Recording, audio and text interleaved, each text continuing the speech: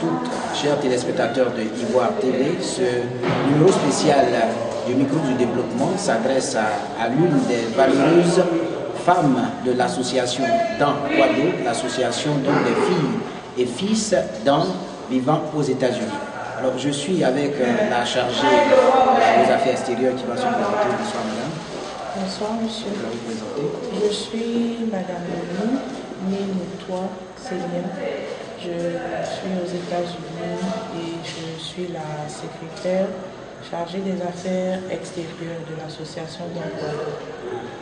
D'accord, de secrétaire général, vous êtes passé à secrétaire chargé des affaires extérieures. Alors, qu'est-ce que cette nouvelle corporation, je vais dire, qu'est-ce que ça regroupe comme mission? Je crois que ma mission nouvelle se focalise sur faire connaître Dan Kwado à l'extérieur de notre cadre habituel. On essaie en ce moment de créer un pont et je pense que le pont a été effectivement établi aujourd'hui avec la cérémonie que nous venons d'avoir. Et donc c'est créer un pont entre les États-Unis et notre région du Tonpi, voire de la Côte d'Ivoire. Donc c'est l'essence de ma nouvelle mission. Et par cette mission, nous entendons faire connaître le peuple Dan, faire connaître la culture Dan en dehors du Tonpi. Donc sur le plan international, je dirais aux États-Unis en l'occurrence, mais aussi dans les autres pays, comme nous le pouvons. Y a-t-il un point de satisfaction vu les différentes activités menées sur le terrain? Oui, je pourrais dire que je suis satisfaite en partie parce que on n'atteint pas la perfection. Mais je suis quand même satisfaite parce que j'ai vu sur le visage de ces enfants, sur le visage des parents et de nos autorités locales qu'il y avait beaucoup d'émotions, qu'il y avait beaucoup de plaisir, beaucoup de joie. Et c'est ce que nous recherchions en faisant cette table de Noël ici à Bienpouma. Nous sommes venus de loin, nous sommes venus des États-Unis, mais aujourd'hui, je me dis, ça valait la peine de faire ce périple-là. Parce que les gens peuvent se demander, mais pourquoi venir des États-Unis jusqu'à Bienpouma pour faire quelque chose comme ça? Oui, nous l'avons fait et nous ne le regrettons pas. À des moments, on a eu des peines, des difficultés, la fatigue et tout. Mais au finish, nous sommes contentes, nous sommes heureuses d'avoir représenté Dan Kwado. Et nous pensons que au retour, à notre retour, nos frères et sœurs qui nous ont mandatés seront aussi ravis de la mission qui a été accomplie. Madame, pour finir, nous constatons que votre priorité, c'est de faire en sorte que chacun des Ivoiriens vivant dans la diaspora ivoirienne, je vais dire aux États-Unis, puisse contribuer au développement de sa région. Un message clair donc à l'endroit de vos frères et sœurs.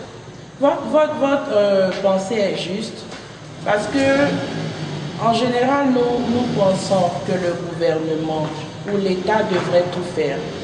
Et cette mentalité-là, nous devons nous surpasser et penser autrement.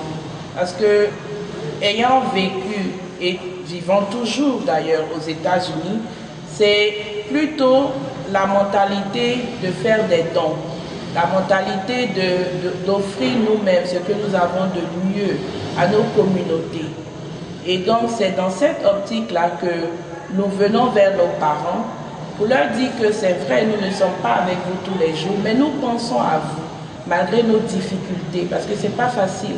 Être aux États-Unis, tout le monde en rêve, mais ce n'est pas facile.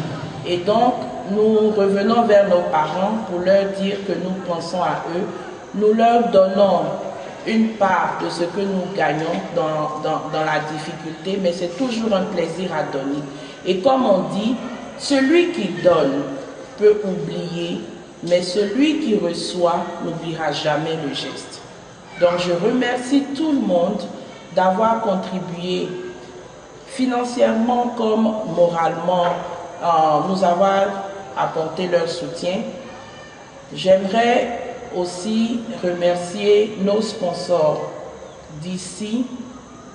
En Côte d'Ivoire, Je vais citer la CIE, la Compagnie Ivoirienne d'électricité, et aussi NCA Finance, qui est la grande maison